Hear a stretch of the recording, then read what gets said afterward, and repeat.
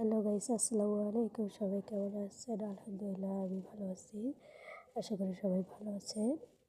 So আমি কিছুদিন আগে একটা আইডি খুলছিলাম। ওই আইডিটাতে আমার স্ট্রাইক পড়ে যায়। আমি নতুন একজন চ্যানেল খুলেছি, তো মানে কীভাবে কী করবো বুঝতে পারতেছিলাম না।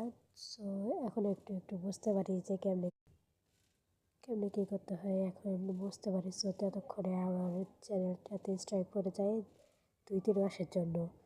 সো এর কারণে আমি নতুন একটা চ্যানেল খুলি। বাট আজকে আমি জমিতে আসছিলাম, দেখি সব কিছু অনেক সুন্দর লাগতেছিল। জানি না ক্যামেরাতে কতটা সুন্দর লাগতেছে, বাট আমার কাছে সামনাসামনি অনেক সুন্দর লাগতেছিল। কিন্তু রোদ অনেক ছিল, রোদের কারণে আমার প্রচুর গরম লাগতেছিল।